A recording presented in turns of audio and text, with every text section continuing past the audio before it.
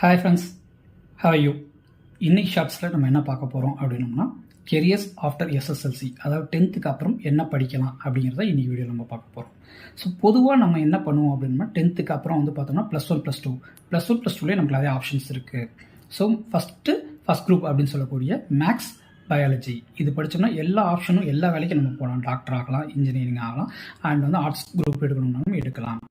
அடுத்து வந்து செகண்ட் குரூப்பில் வந்து பார்த்தோம் அப்படின்னோம்னா computer science, maths computer science. So நிறைய கம்ப்யூட்டர் சயின்ஸ் ஓரியன்டான இன்ஜினியரிங் கோர்சஸ் நம்ம எடுக்கலாம். அண்ட் ஆர்ட்ஸும் வந்து கம்ப்யூட்டர் ஓரியன்டான ஆர்ட்ஸ் குரூப் வந்து நம்ம எடுக்கலாம்.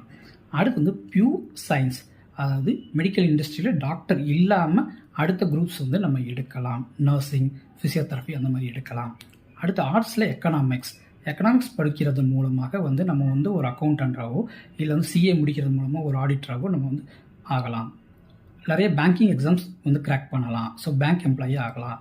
அடுத்து வந்து சில ரேர் ஸ்கூல்ஸில் மட்டும் வந்து பார்த்தோம்னா வொகேஷ்னல் இன்ஜினியரிங் குரூப் இருக்குது. ஸோ அதன் மூலமாக டேரெக்டாக நம்ம இன்ஜினியரிங் காலேஜஸ்க்கு நம்ம போகலாம். அடுத்து ஆப்ஷன் 2 டிப்ளமோங்கிறது இன்ஜினியரிங் படிக்க முடியல, என்னோடய குடும்ப சூழ்நிலை வந்து சரியாக இல்லை, உடனே என்னால் அவ்வளோ பேமெண்ட் பண்ண முடியாது, உடனே எனக்கு வேலை வேணும் அப்படின்னா நம்மளோட ஃபஸ்ட் சாய்ஸாக இருக்கிறது டிப்ளமோ இன்ஜினியரிங். நீங்கள் இன்ஜினியரிங் என்னென்ன படிக்கணும்னு ஆசைப்படுறீங்களோ அது ஃபுல்லாக வந்து டிப்ளமோவில் இருக்கும். சிஎஸ்சி, அதுக்கப்புறம் மெக்கு, சிவில், இசிஇ, ட்ரிபிள்இ இது எல்லாமே இருக்கும். ஸோ இது படிக்கிற மூலமாக உங்களுக்கு 3 வருஷத்துக்குள்ளே ஒன்று வேலை கிடச்சிரும். அப்படி இல்லை, I want to continue my studies அப்படின்னு நினச்சிங்கன்னா டைரக்ட் செகண்ட் இயராக நீங்கள் வந்து பிஇ கோர்சஸ் கண்டினியூ பண்ணலாம். அடுத்து வந்து பார்த்தோம்னா ஆப்ஷன் ஐடிஐ. ஸோ ஐடிஐ வந்து ஷார்ட் டேர்மில் எனக்கு வேலை வேணும், நான் வந்து தான் என் குடும்பத்துக்கு வந்து ஏர்ன் பண்ணணும் அப்படின்னு நினைக்கிறவங்க வந்து அவங்களோட சாய்ஸாக வந்து ஐடிஐ இருக்கும்.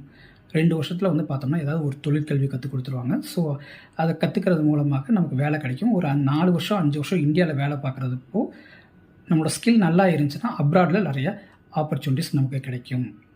அதுக்கப்புறம் பார்த்தோம்னா வேறு வகையில் நம்ம வந்து தமிழ்நாடு கவர்மெண்ட்டில் வேலைக்கு போக முடியுமா, 10th படிச்சுட்டு போக முடியுமா அப்படின்னு கேட்டால் அதுக்கு கூடிய கோல்டன் ஆப்பர்ச்சுனிட்டி தான் நம்மளோட டிஎன்பிசி எக்ஸாம்ஸ். ஸோ எல்லா எக்ஸாம்ஸும் எழுத முடியாது. குரூப் 4 படிச்சிருந்தா, குரூப் 4க்கு வந்து 10th படிச்சிருந்தா போதும். 10th தான் எலிஜிபிலிட்டி, அண்ட் இதுக்கு ஏஜ் லிமிட்டும் கிடையாது. ஸோ 10th படிச்சிருந்தாலே போதும்.